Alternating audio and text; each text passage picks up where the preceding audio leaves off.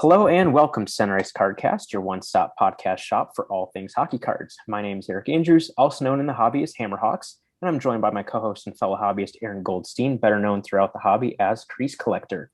And since this episode is pretty much exclusively about a couple of new Leaf products, also joining us is the one and only Gregg Kohn, VP of Product Development for Leaf. Greg, thank you so much for joining us again. How are you doing today? My pleasure, guys. I'm doing great. How are you guys doing? Good. We're doing well. We just wanted to, get right into it, and we just want to talk about some 2021 Pro Set memories. Your newest product, it came out last week. We just wanted to kind of get the feel of what the product is all about and what prompted you guys to build it.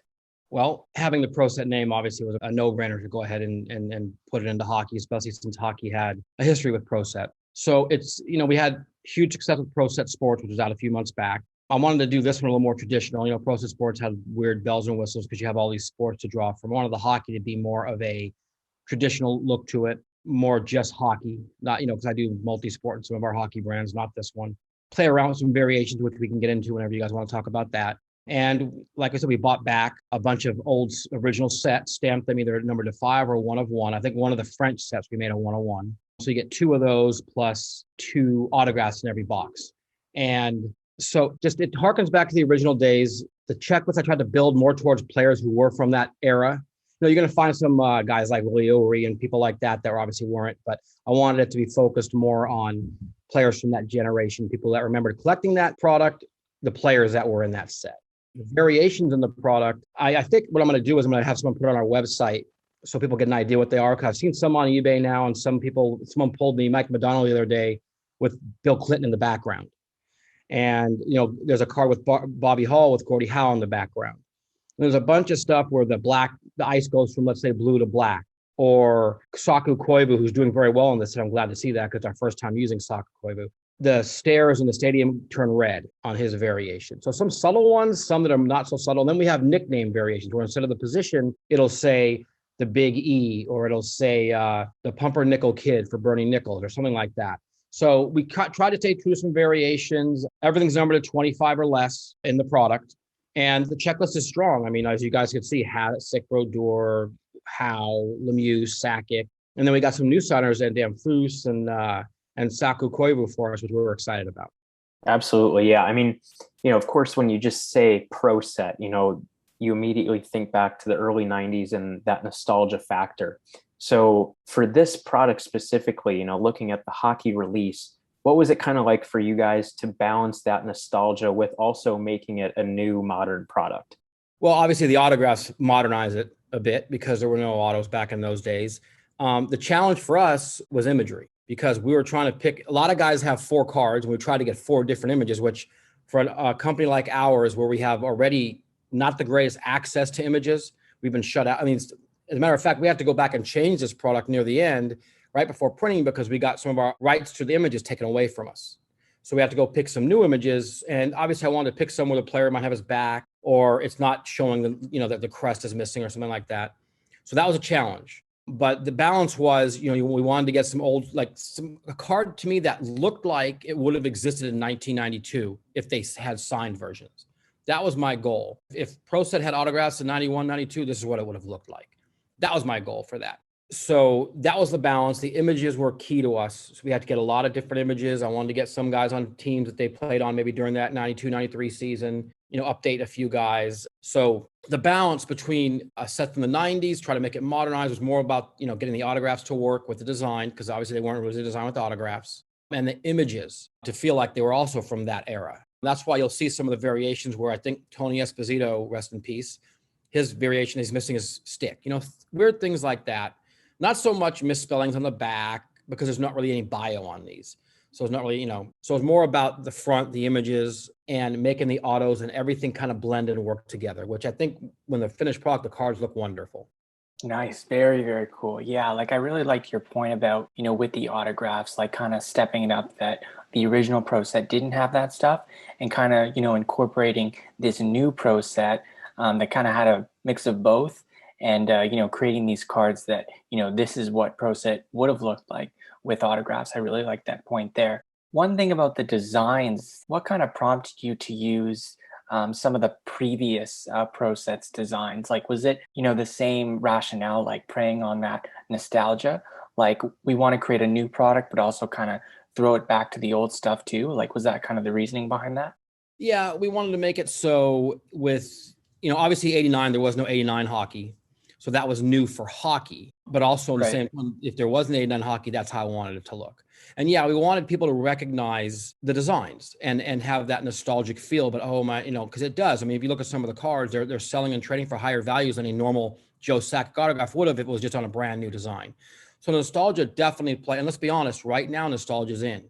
Products that are harkening back to the 90s and certain looks are popular again. What's old is new, so to speak. So that played into our reasoning too. Is now we have this brand that is attributed to hockey. Let's utilize that. And that was the goal for us, is to make sure people understood that it's going to look like you remember, with some fun stuff like the dual autos pro set champions. And then obviously you're going to get the memories when you see the actual buyback cards, and you're going to see the designs, how close to some of the actual looks they are. Not fully, you can't mimic exactly, because there was design elements there. You have to make space for the label to be on there. And, some of the imagery back then we couldn't capture as well. But I think we pulled off the look of the old days. There's no foil on the cards. There's no, we didn't do memorabilia, which I thought about putting memorabilia in the set. Then I thought, well, let's see how this goes first. And if I do a second year of this, then I'll introduce some pro set memorabilia cards with, maybe pro set auto mem, and see how that works. And the same idea is trying to make it look like, what if they had memorabilia cards back then in the product? How would they look? Very cool. We'll have options to do things for another year or yeah, two. right. No, I mean, just hearing about that would be a very cool idea. And just a quick note about the buyback cards. I've seen a few pulled already. I'm a big fan of the buybacks. I know some collectors might not feel that way, but just seeing an old card is, like from a new product is always really cool. And seeing a couple of those pro set ones come out obviously has been very nostalgic and very cool. Well, it's funny because, Teppo Numminen, I saw his sell for $19.99. If that card wasn't stamped number to 5, it's probably what, 20 cents? Exactly.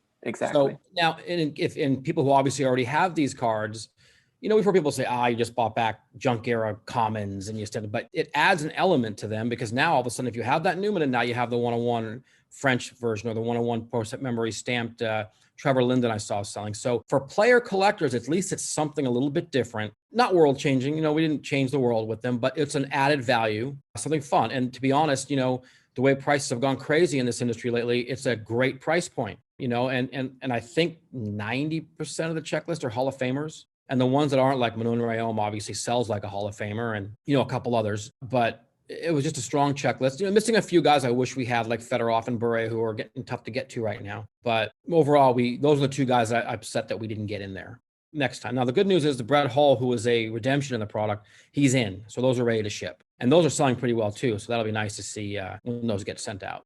Very cool. That's good to hear. And you were just talking about who some of the players are on the checklist and things like that. Obviously with a product, any product really, you're going to focus on those bigger names and stuff too, and of course you can't encapsulate everyone that played in that era, but what were kind of some of the challenges that you guys might have had when coming up with the final checklist for who to include, whether that be because of autograph availability or, any other things that factored into that?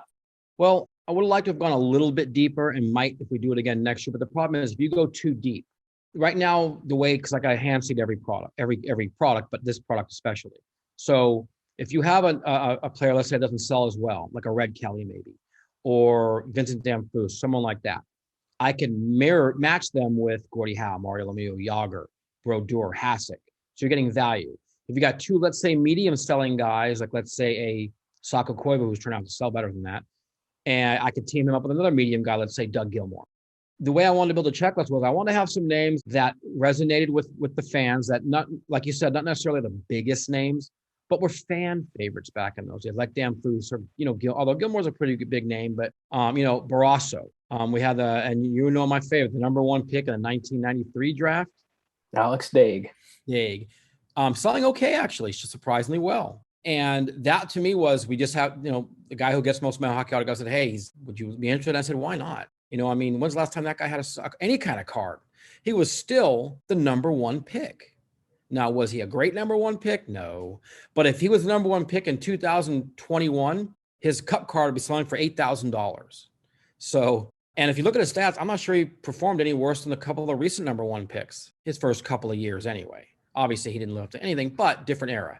But my point being, that was a fun card, and people, I think, got kind of, enjoyed pulling something like that, not if they haven't seen, Saku Koivu. And then you're still going to get the names like a Frank Mahovlich, which still don't quite understand why he doesn't sell better, considering if you compare him to his level of player in baseball, you're talking about like a Mike Schmidt or someone like that.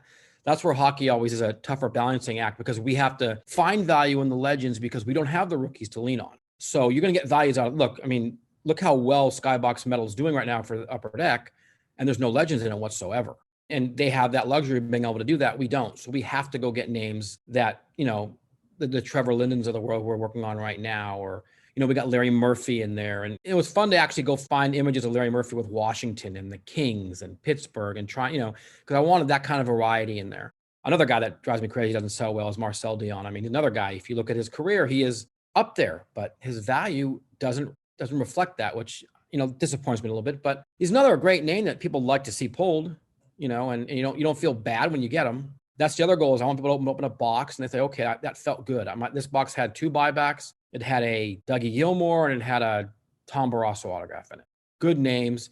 Then you get the box where you get the Yager, the Lemieux Yager dual autograph. Obviously, we have Gordie Howe in there, which you can never go wrong pulling a Gordie. He's got another variation in there. He's got one, I can't remember what year it is, but regular background, the city of Detroit background.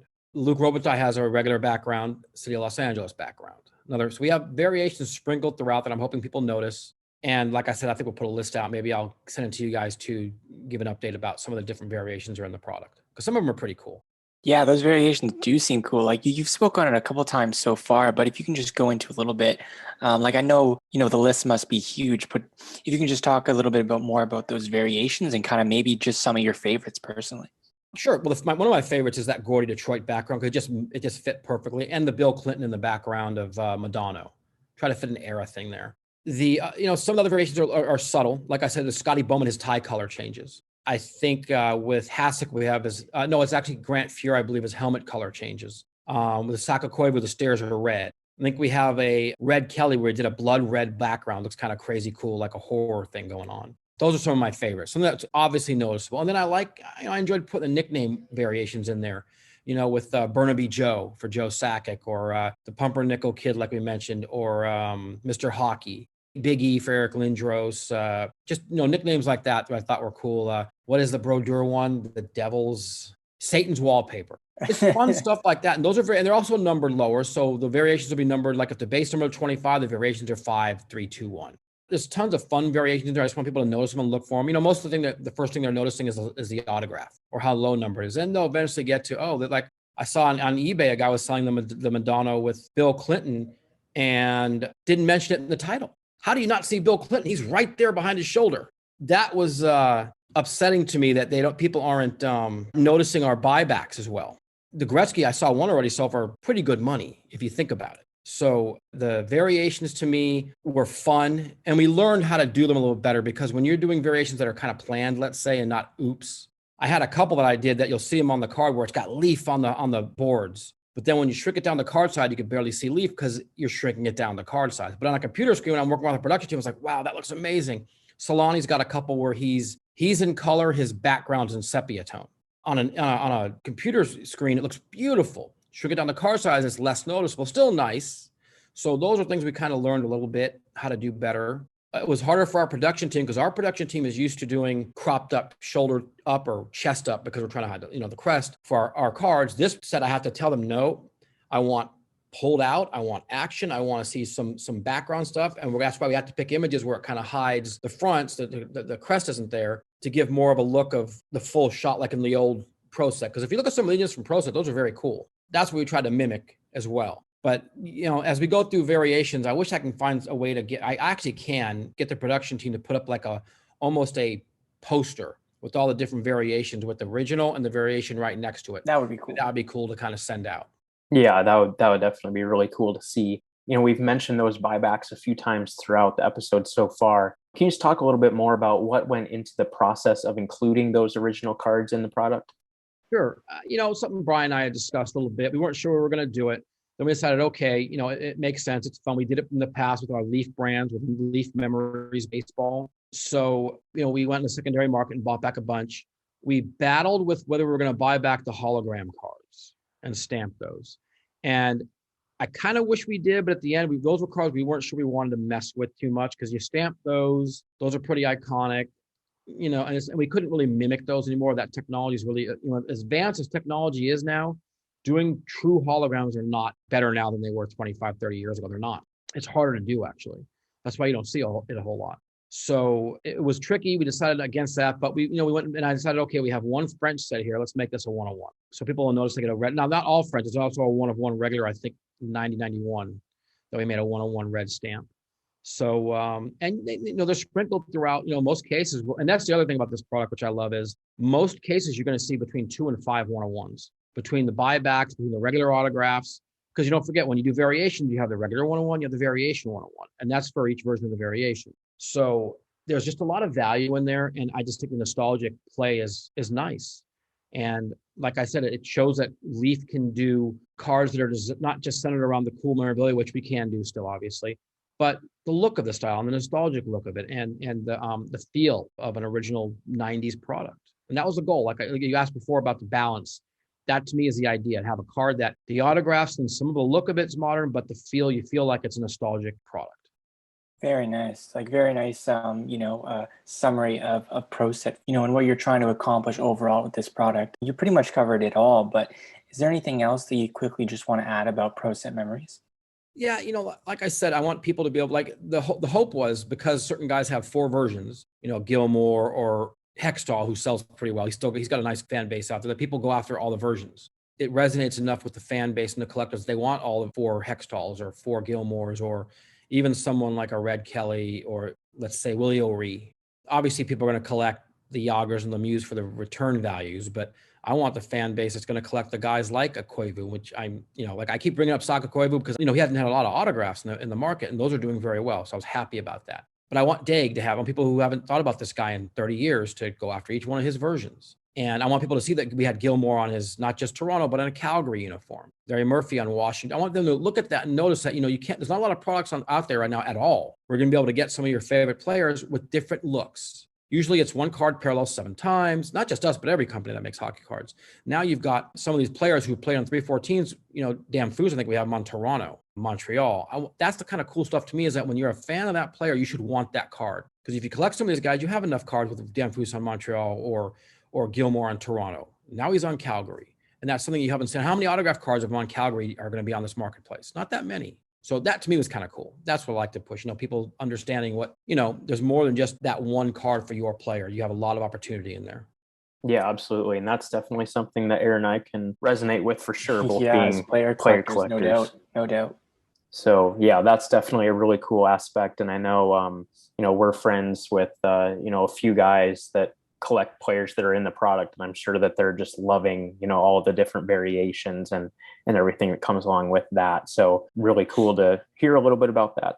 And then turning kind of to our main topic for the episode, that being 2020-21 Leaf Pearl. Obviously there's been a lot of attention that's been attracted to the product, given it is the most expensive hockey product each year when it comes out, and it has been around for a little while. But for anyone listening who might not be familiar with Pearl, can you just introduce us to the product a little bit and kind of, what it stands for and things like that? Sure. Well, it's our 3rd year of doing Pearl. And obviously the original thought was it would be a card that's got the beautiful ivory look to it with acetate covering front and back. That it's going to have, the idea behind it originally was cut signature in every box, which no one really ever does.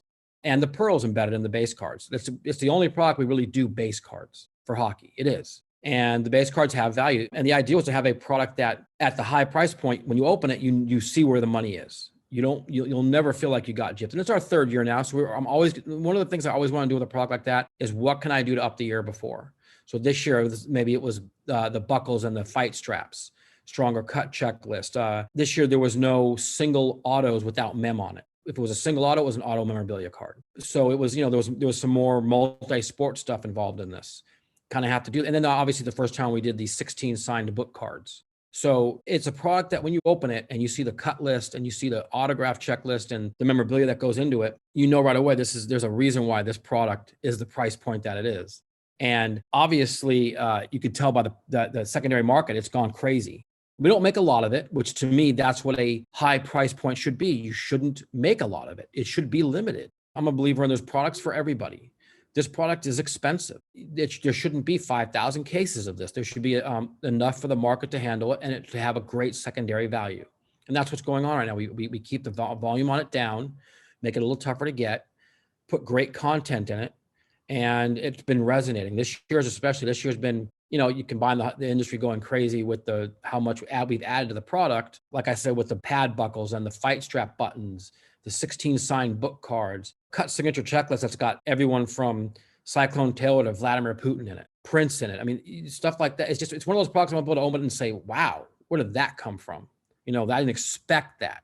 I don't think there's enough of that in our industry right now, as I didn't expect that. And that's kind of my goal with that product. I want some surprise, some shock. And this is year 3. Maybe next year I'll look at different packaging. We've gone 3 years now with the pouches and the box, which I think is fun. The pouches are a nice touch. Maybe I'll try something else next year. And who knows what I'll add next year. I'm already thinking about different ideas and ways to present the cards and memorabilia and, something a little bit different. So next year, I'm already looking forward to, Pearl Multisport will come out first, but I'm already thinking about what I could do to next year's Pearl Hockey to make people say, I didn't expect to see that. That's the kind of stuff in hockey, in any product, but especially in hockey, I want people to say that because you don't see it a lot. Yeah, I mean, you definitely don't see it a lot for sure. I mean, there's some stuff in this product that really does kind of make you go, wow, like what did I just see kind of thing. So just hearing you talk about the product, just really like it's high end, but it's done right, Like, yes, it's not for everybody, but you really approach it from the way, like, I think personally, a high end product should be approached. You spoke on the limited cards that you created, but also like the limited amount of them. And I think that again is just the way that a high end product like this should be approached.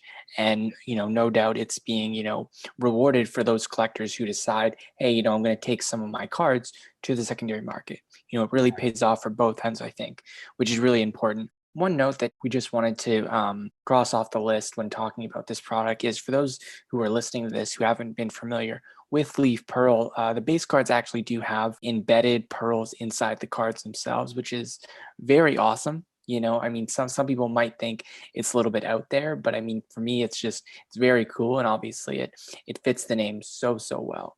And if you can just go into like a little bit about those cards. I know you spoke about the dual base cards, like just to add more value, but just a little bit more about those, embedded pearls inside that base set, if you could. Sure. Like I said, it's our only product we'll do base cards in. And to me, because it's an expensive product, I wanted to give them some value outside of just a nice number to 10 card. So the idea was to buy pearls that kind of get close to matching the foil color, which we got close. The black pearls are beautiful. Now this year we did a standalone black 1-of-1 box. You guys know we did that. We got a 1-of-1 in every box. No pearls in that. We had to put the black base in the regular set because I didn't want someone paying $500 for a base pearl card. Even though it's a 1-of-1, I'm like, no, I can't do it. So, we buy the cards. I think they come from overseas. We have inspect them. We have to go through a couple of times of building these because a lot of times a pearl would fall out or once they smacked it in, it would crack the acetate. So it took a few times for us to get it right. The first 2 years was single player. And I thought, you know what, let's try to add value on this one. So we'll match up players, and some of them Hall & Oates. We did Cyclone Taylor and Vezina. Some of the matchups and the Yager Lemieux sell wonderful. I love seeing that because it tells me there is value in these cards outside of signatures and memorabilia. So I enjoyed the pearls. We still haven't gone the route of doing autographed pearl cards, which is probably coming in the future. There might be some book cards with pearls and we're still playing around with some stuff, but we're looking at doing some signed pearl cards next year. But yeah, I love the idea of the base cards with the pearls in it. I think it looks classy. I think they look really sharp. And with the foil and the design, it just pops really well. So it was something to add that gave value outside of your traditional autograph memorabilia type of stuff. Yeah, absolutely. I mean, they're very unique cards. I mean, we see, the manufactured diamond cards from Upper Deck and, some other types of things like that from other manufacturers as well. But I don't know that I've seen pearl cards done anywhere else. And obviously, being in pearl, it makes sense to do it. So those are always really cool cards to see every year and definitely makes the base cards a lot more interesting than just a standard card. So that's really cool to hear a little bit more about that. And you talked about the cut autographs and, those being one per box, and that's been something that, has kind of been synonymous with Pearl during its history. Is there anything about the cut autographs this year that's maybe different or unique, whether that be, just something with the design or, even some of the names included in the checklist this year? The names are usually, we'll change up the names every year. So like I said, this year we had Fidel Castro and Vladimir Putin and Prince. We still sprinkle in some of the hockey guys like Cyclone Taylor, Ace Bailey, Ken Dryden, Terry Sawchuk, guys like that. But I think people really resonate. The names they want to see are the celebrities. So, we had, like I said, Prince, so George Harrison. We had JFK this year. So we go to politics, we go to sports, we go to entertainment, we go to science. We've had Abraham Lincoln. So this year's, we had a couple that were actually, I think we had one that was signed by Gordie Howe and, I can't remember who the second one is, but it just happened to be two cuts that were on the same space to be able to fit on the card pretty easily. And in the future, I think next year's when we're going to start doing, you might see a 6-panel cut book card where the cuts Cyclone Taylor and, maybe Eddie Shore and who had, cuts in this product, guys like that with 6 different players, or it could be something in that ilk, or it could be a quad sport one. Let's say it's Cyclone Taylor with Jesse Owens, with, Babe Ruth, something like that. So we're going to have fun with that one in the future, you'll see. But yeah, the cuts, we love getting different names and cuts, and it's not easy to get these. It's just difficult.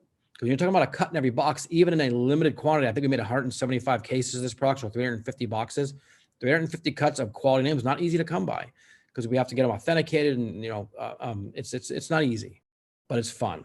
Yeah, like we were just going to talk about the cut autographs because that's something that I would really like to know, like just the process. Like I know it's probably a long-winded process, but just if you can just kind of give like a little snippet out there, what goes on when trying to acquire and of course authenticate a cut autograph to put in your product. Well, most of the ones, Brian handles a lot of the purchasing for that, and we'll buy them already PSA DNA'd. So the trickier part is cracking them out of the slabs, and those are tricky. Those are hard. You have to wear goggles and get the thing, and it's a tool. But we'll scour auctions. We'll have people call us and say, "Hey, I just got this Doug Harvey cut in." We'll say, "Great, if it fits." The first thing you have to do is make sure it fits. We have a little template that shows us every time we look at a card, you hold it up, it has to fit in this window, or we can't use it. Because we don't like seeing cuts where the last letter gets cut off or the first letter or half the last name. So we make sure it fits in our template. If it fits in a template and it's a value guy, we're going to get it. And most of the guys you'll see, we find out our cuts. We made our window as large as possible that you can on the card, which takes away some design element a little bit, but it allows you to get the largest space possible for a cut signature. And that's important to us. Yeah, very cool. And you talked a little bit about the process, of acquiring and then, I don't know if you would want to call it harvesting the autographs out of a slab or whatever it might be. So once you guys, have the autograph actually in your hands, what's kind of the next step of getting that autograph into the card? Well, then we'll have it taken out of the slab because most of them are slabs, some aren't. And we have it sent out and it's produced. So it'll be embedded into the card, housed. We have it cut down to the size that fits the window perfectly. Sometimes it doesn't quite. The autograph will, but maybe if it's cut off a 150-year-old document, you'll see a little bit of white in the background or something like that. We'll try to cover that in the back so it doesn't look noticeable. But it's a matter of cutting it to size, sending it out, and getting it built into the cards. As simple as that. And then, obviously, you try to, we don't try to get too many of one. I think the most we had in this product maybe was 15 Muhammad Ali this year. So we keep it down, a lot of one-on-ones. Must have been 100 different one-on-one cuts. Anyone from Jimmy Carter to Anna Nicole Smith was a one-on-one. JFK, Lou Gehrig was in that. Obviously the Putin and the Fidel Castro. So it's you have to take care. We have to tell the person when you cut this Lou Gehrig autograph, there's no going back. So cut it right the first time. That's what always makes it nervous. In the past, we had someone ruin a Babe Ruth for us where they cut it in the wrong spot. And that was a kind of a disaster. But so they know, and it works out pretty well. We've done it in 2 different sports. We do more cut signatures than any company by far across all of our brands. Yeah. And obviously the Lord Stanley 1-of-1 this year was a big ticket card in the product for sure.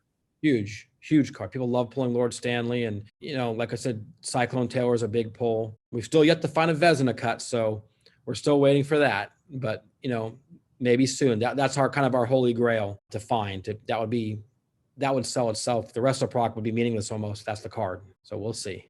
It's cool to see like card companies have their own grail. You know, you usually throw that term around with collectors and they're talking to other collectors about stuff, but for a card company to say, you know what, this is something we would like to acquire. You know, like this is our goal, you know, for our cards. So I mean, I think there's only been two known autographs of him. So I mean, to get one would be really, massive. really cool. And we're the company that would buy it. Yep. We are the ones. Yep. It fits. That's awesome. Another, fairly notable insert within the product is the letter or lace set, which features either a necktie from a jersey or the nameplate letters from the featured player. And it might seem like kind of a straightforward answer, but how do you guys determine who goes into that set and who gets which type of memorabilia?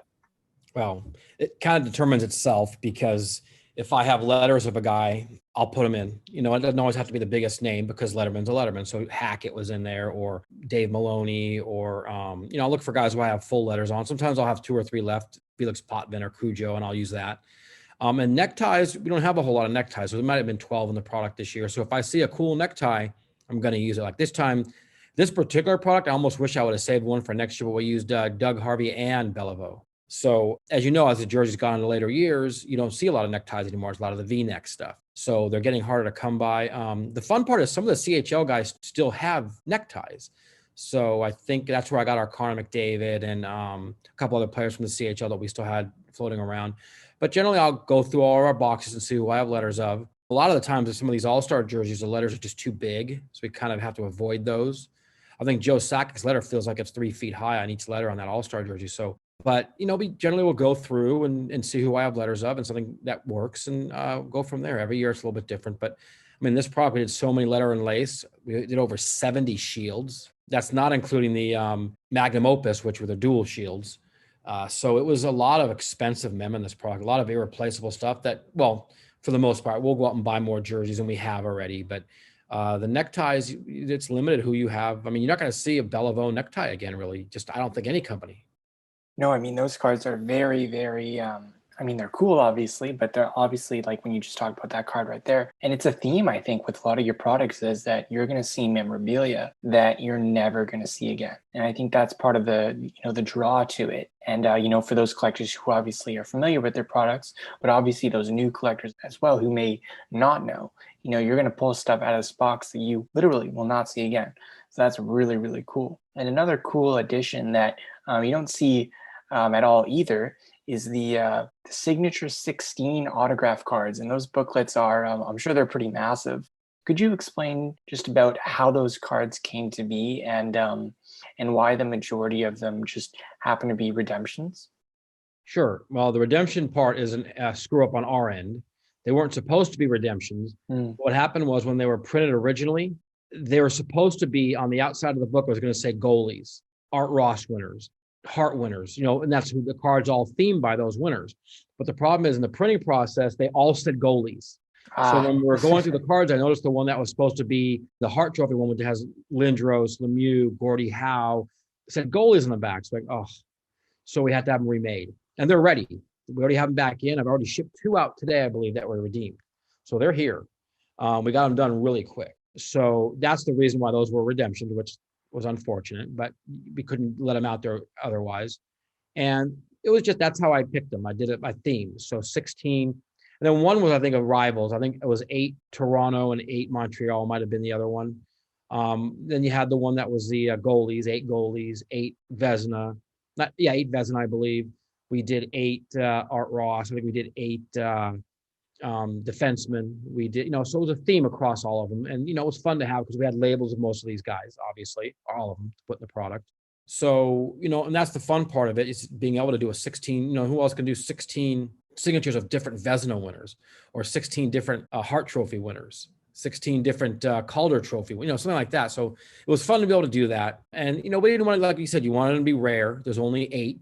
And even in a limited product like that, 8 is not a lot. And they're expensive to make, actually. So it was fun to do that. Look forward again. We'll do some different themed ones out in the next few years. Some that are really, maybe we'll go to 32 signed. Who knows? And we'll get a little crazy on it. I don't want to get too crazy, because then it goes from a book to being an accordion. And, you don't want to, you want it to still have a card feel to it, which the 4-panel one does. So We'll do the same thing in Pearl multisport, but it'll be for soccer guys, for football guys, for baseball guys, for basketball guys. Let's say something like that. But in hockey, I wanted it to stay true to hockey guys, which it was. Those came out awesome. Absolutely. Yeah, they're such cool cards. I haven't seen a physical one, but just seeing the mock-up that you guys put out there just looks super cool. And of course, we, have alluded to it a little bit already, but, really the big addition to the product this year in most people's eyes was the Pearls of History insert set that features those goalie pad buckles. And obviously for the majority of those players, those are pieces that you guys have had in your inventory pretty much from the get-go when you bought in the game. Sure.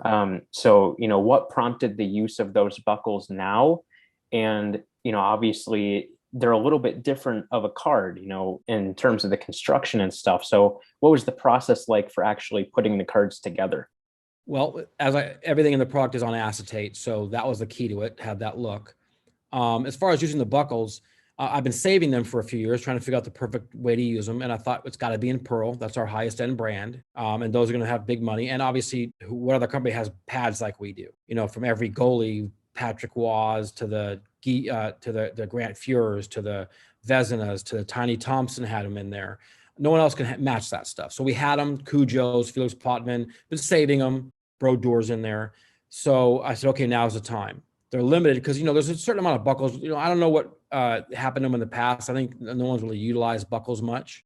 And the thought process behind the construction of the cards was we were going to house them in it would have been a really thick card because those are thick buckles. But it felt like when I saw the mock-up that we did, it took something away from it. Maybe you could see the buckle, but not a little bit of the belt of the leather. So I came to the decision that let's make it a thinner card that is housed so you can see everything. It protrudes out of the card. It's like boom, like the alien coming out of the stomach. So that's the kind of the idea I wanted. I wanted everyone to say, wow, which they did. We've got a couple that didn't hold that I wish the company used better adhesive. And that's why they said, well, we should have probably did it as a thicker card, but that's not what I wanted. We can do it without the thickness and just do a better adhesive, which we'll do next year. Because I have some plans for some other stuff next year. However, the cards, when I got them in, I was like, wow, these are beautiful. They turned out awesome. And so it was an idea of, look, I want to do buckles. I wanted to do them in a rare form, which we did. It's got to be in Pearl. That's our big ticket. It's the most expensive product, like you said, out there.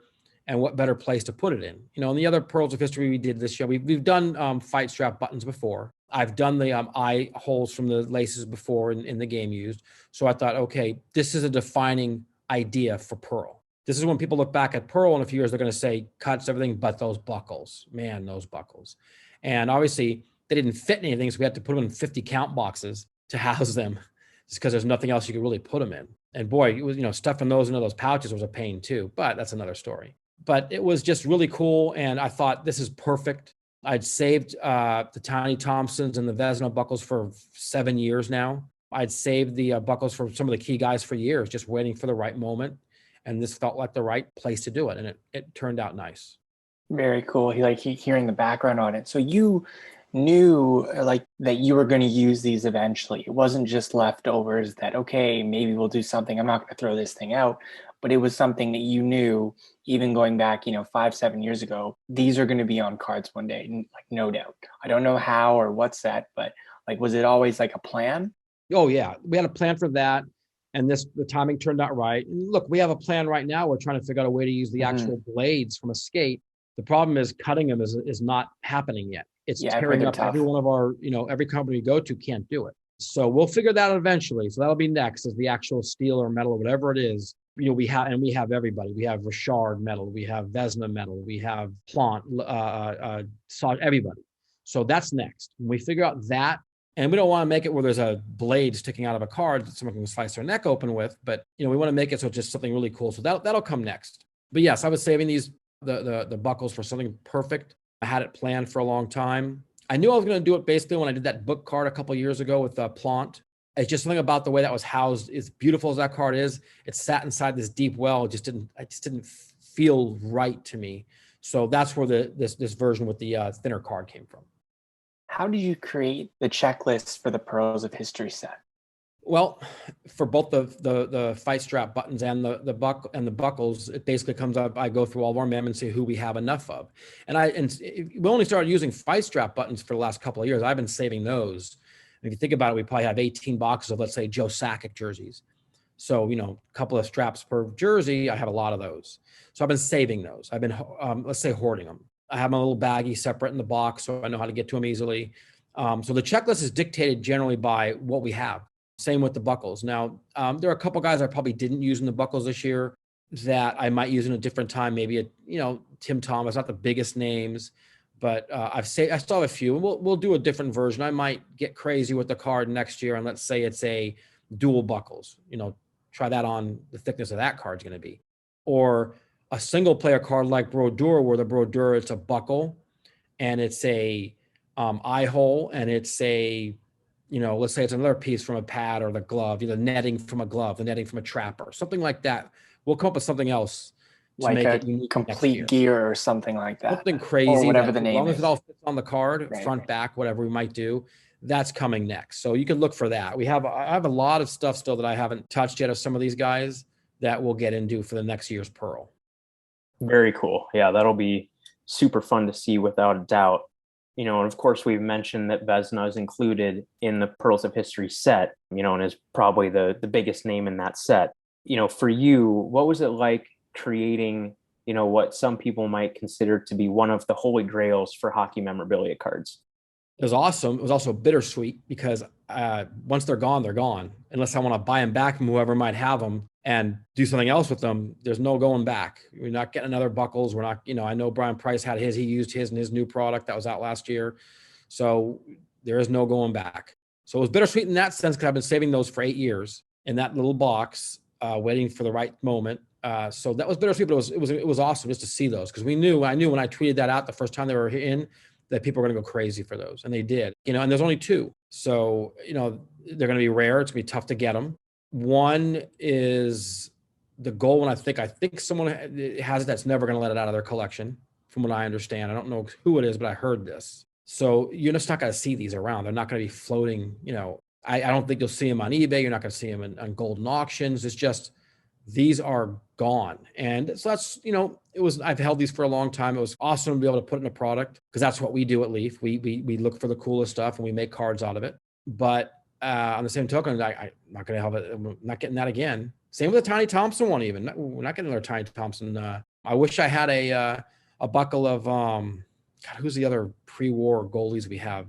I'll think about it later, but we don't have any. I wonder where they went, because we had some remnants of it, but not the buckles. So in the future, you'll see some other, but I do have that I've saved that we'll use. And there was buckles that look like these little, almost like paperclip type, from the 70s. I think a Bobby Clark one. I think I have a Beliveau one. A couple guys, I have those, which we're going to use next year. Those will be in Pros History next year. Those weird fight strap, they look like they're the first version of fight straps ever made. These little buckles. I'm not even sure they were fight straps, and they might have just been a way to hold the jersey in tighter. I don't know, but you'll see those next year. We have some cool ones of the guys like that. Very, very cool. Speaking of, those Vezina buckles, I know Eric does have, quite the little, Vezina collection himself. I'm going to flip this question over to Eric. What was it like for you to know, that more Vezina buckles are being released in the greatest hobby ever? Well, yeah, as Greg mentioned, 2 of them were in the Vezina collection from President's Choice, which came out at the beginning of this year, and those were both very quickly locked up into people's collections, so those were just immediately off the table. So then learning that there would be Vezina buckles in Pearl this year, I made it a goal to track one of them down for my collection, if at all possible. And of course, saying that, it's so much easier said than done, given the magnitude of, a card like this. Someone could just pull it and keep it for themselves. They could trade or sell it privately. It could just sit in an unopened box or case, and with them just being 2 one-of-one cards, all it takes is one thing to happen, and that card's not getting out onto the market for whatever reason. So with that in mind, I kind of knew that if I was ever going to get one, should one surface, I would need to be actively searching for it, spreading the word, just trying to raise awareness that I'm looking for one, and then really step up to the plate if and when one did in fact surface. And Greg, maybe you can speak to this. I'm not sure if you were just saying about the gold one or not, but to the best of my knowledge, I don't think that one has surfaced. I surfaced, no, but I've heard rumors that it's been pulled Okay. and it's already moved into the hands of someone that will never let it go. That's what I've heard. I haven't seen it pulled. I watch every break on YouTube. I have the ears out to everyone in Canada that I know. And so I did hear that it was pulled and already put into someone's collection that they're never going to see it again. That's Okay. what I've heard. So I'm trying to get an actual image of it from that person, because why wouldn't you want to show it if you have it? You know? Yeah. Yeah, So that's that's what I've interesting. heard. I have no physical evidence of it, but I'm trying to get it. Interesting. That's news to me. So that's good to know for I will sure. find out who's got it, and I will get a picture of them holding it. Okay. That's my goal, because that's, I mean, 2 cards exist. That's it. Yeah, hard to come by, that's for sure. That's news to me on the gold. I had not heard that. So, And the other one I heard's got a guy who's a huge Leaf trading cards fan that's not a fan of Upper Deck. So that's, I'm waiting to see about that one still, but that's the rumor on that one. Huge Leaf guy, doesn't like Upper Deck. That's a Leaf guy. That's interesting. You see, We might hear more about that later. yeah.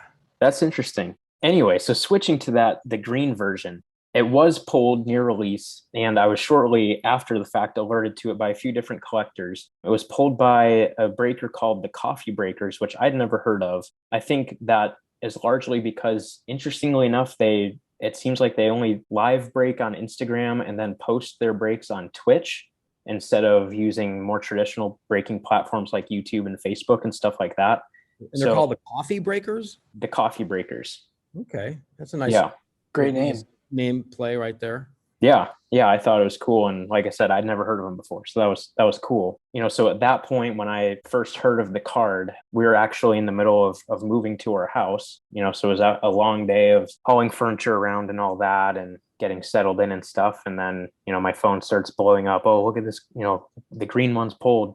So I try to get hold of the breaker, frantically trying to figure out the best way to get a hold of them and ask whose it is and stuff like that. Luckily, they actually did respond to me, which, I was hopeful, but I didn't know if it would happen, just because some breakers are really protective of their clients, understandably so. But, like I said, they did respond and give me the contact information for the owner. So I reached out to him and kind of just said, hey, like I heard that you own this card. Is it something you would consider moving? And of course, I'm just dreading, that he'll say, no, I'm keeping it. And, even I'm just hoping he responds. Some people might just say, nope, not even going to bother. But so he responds to me, and we talk about it a little bit. And, fortunately, after a pretty quick and easy negotiation, we got the deal done.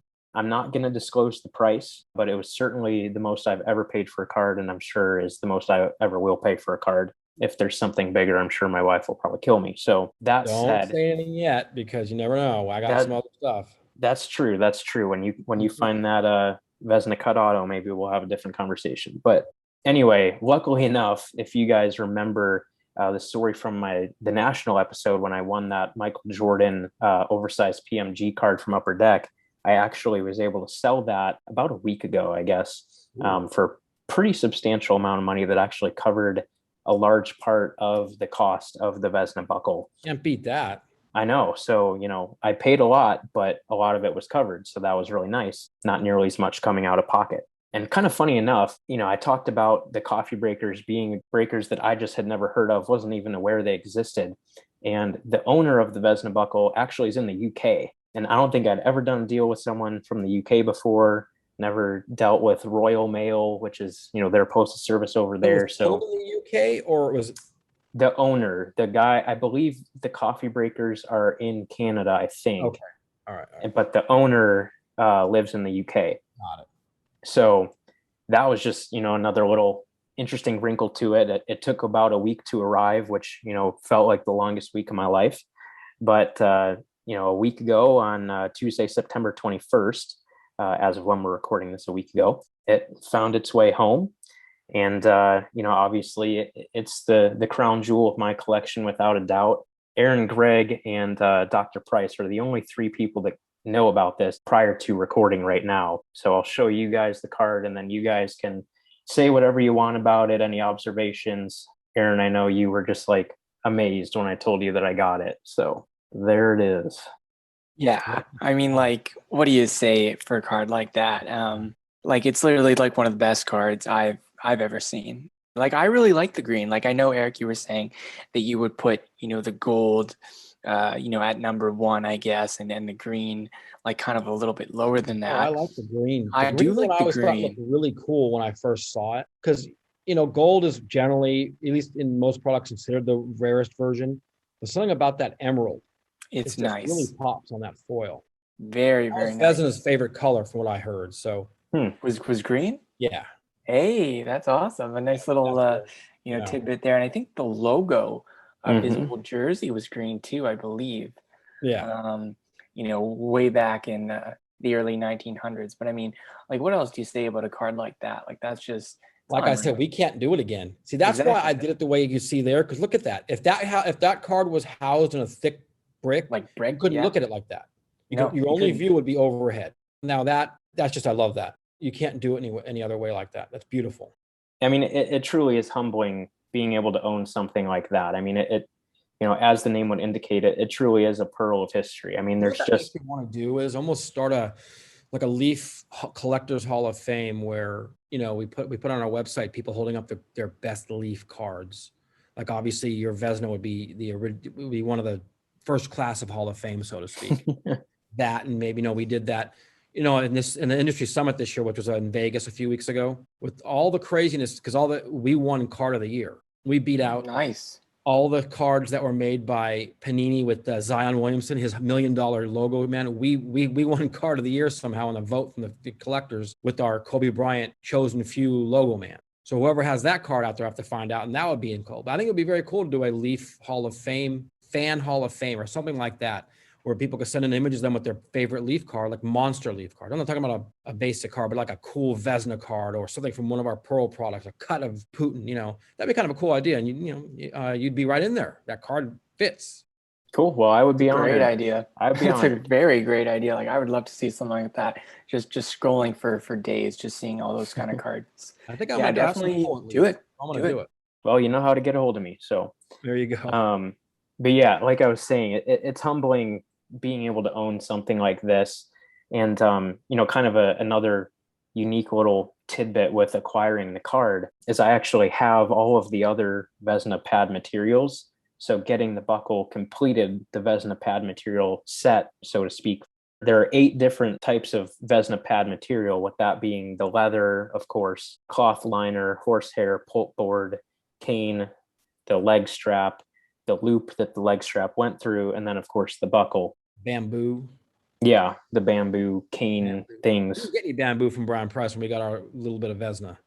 Huh. Wonder what he do with that in the past, because I remember him using it before. I think it was a new thing that he had found in the pad when he opened it up to Right. kind of keep the like the structural integrity of these old pads. Got It it. was kind of like inserted in them. Now, I'm not sure where exactly, I but wonder if in the um, original pad that we got from him, that back in 2001, maybe he thought, no one wants this, toss it away. It's like the horse hide or whatever that is. I'm curious. who Maybe I'll have to knows? call him tomorrow. Yeah, I know he still has some of it. So I know we had talked about it previously. I know with some of that stuff, I think the horsehair, the pulpboard, and the cane, I think they had to do some testing just to figure out what the stuff was, Right, and make sure they could use it and stuff, and talk to people that knew what it was and all that kind of stuff. So for the pulpboard, the horsehair, the cane, all of that stuff, the Vesna collection was the first time any of that stuff was used. So, not a lot of that stuff has been used. I know there were a few copies of each of those materials, but they're generally pretty scarce, especially compared to the leather and the cloth and things like that. But yeah, I mean, going back to the honor that it is to own this stuff, I mean, being one of only 2 collectors in the world that own That's it. And there'll all never be 8. another one from us because we don't have any more. Unless I Okay. could, unless I could talk to Brian Price and see if he's got a couple laying around I can get from him. That's it. Okay. So, Interesting. and I don't know how many he used in his product. He used 2. I want to say there were 3 buckles on each pad. I have to call him anyway. I haven't talked to him in a few weeks. So I'll find out more. Maybe I'll work a deal out with him. Good luck. Good luck. But yeah, I mean, that's my mail day. Oh, that's amazing. I mean, can't beat that mail day. I mean, No. come on. No. mail day from now on is just going to be, it's not going to be at Right. that level. It's going to be tough to, well, It'll be impossible to meet disappointing. it. Exactly. Like set your bar to a realistic level because nothing is going to beat that. Nothing. Yeah. Tomorrow, and The you Yeah. get in the history mail behind a it. PMG of Ingemar Barskupi or something. Exactly. It won't level up. It's There's not gonna. something It's about it. not gonna manage. No, it's not gonna level up. Exactly. No. So yeah, I mean it's unquestionably the biggest card that I own, and just being able to complete the Vesna pad material set, so to speak, I would say is easily the biggest collecting accomplishment I've ever had in the hobby. And I'm glad you were able to um, work that deal out. That must have been stressful a little bit. it was, I mean, especially spending the weekend moving and then hearing about it and trying to jump all over it. Like I said, I knew if one ever came up, I was going to have to be really aggressive and close the deal and not mess around. So Right. um, And you got a card that you got given for free that helped you pay for a bulk of it, which is nice. yeah. Oh yeah. Yeah. I mean, I personally think the sale price of the Vesna was a very fair price, but I think, I mean, I don't know what it is, but my guess is it was a really low compared to what that card's going to be worth because you're never going to see it again. You're going to see Babe Ruth bat cards and bat knobs again. You're going to see it from us. You're going to see Lou Gehrig memorabilia. You're going to see crazy stuff, but you're not going to see Vesna buckles around. You're just not going to see it.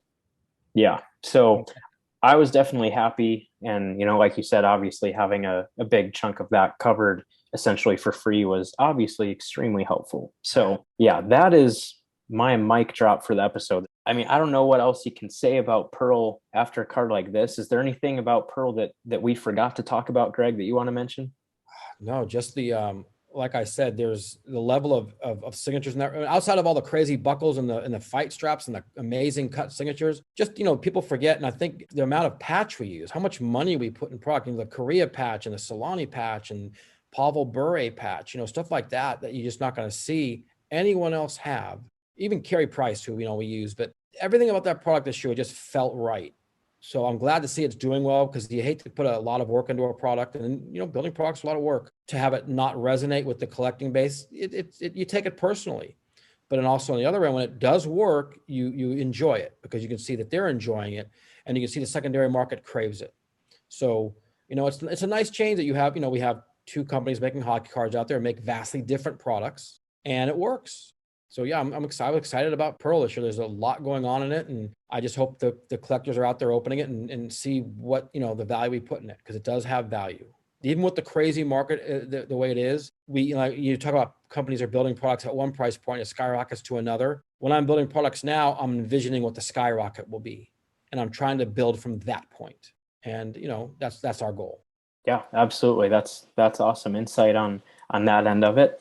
And as always, we really appreciate your time and insight about both of these products. And just thank you again for joining us. Oh, my pleasure, guys. We'll talk to you when Superlative Hockey comes out in about a month and a half. Actually, about a month. Okay, sounds great. We'll talk to you then. Thanks, guys. Yeah, so that was Greg with his thoughts, his very interesting thoughts as always. Obviously, the insight that he brings with his position, but also just the background that he brings to his products is just one of a kind. It's kind of like that Vesna, you're just not going to see that anywhere. So we always appreciate his insight. And just a quick note before we end the podcast, our next episode, on episode 43, we're going to be doing a quick drawing for our contest. If you haven't entered, just go to our Twitter or Instagram page and you'll see our posting there for that. It'll take like 30 seconds and you can win some awesome cards. So just keep an eye out for that. And yeah, next episode, we'll announce the winners. No doubt. Yeah, it'll be fun to see if we get some nice cards. We did add in some cards from the Metal Universe break in episode 41, and then still have those cards from the National that I had mentioned previously. So yeah, it's really quick and easy, guys. Like literally, you can do it right now as you're listening to the last whatever minute or two of this episode. Just flip over to Instagram or Twitter and just go do it, because you very well might win some sweet cards. So yeah, I think that'll pretty much wrap it up for this episode. I mean, it's hard to even believe that an episode like this was ever going to happen. Never thought I would own a card like this for sure. And of course, appreciate Greg and his time coming on to share about both products and the Vesna card in particular. So I think that'll do it, like I said, for episode 42. I forgot to mention at the top of the show, but as of the day that this podcast is coming out, that being September 30th, it's National Podcast Day. So happy National Podcast Day, everybody. We hope you enjoy the episode. And with that, please be sure to follow us on social media. We can be found on Facebook, Instagram, and YouTube at Sunrise Cardcast, and on Twitter at Sunrise CC. Please also be sure to subscribe to the show on your podcast platform of choice to make sure you never miss a future episode. Until next time on Sunrise Cardcast, keep collecting those hockey cards.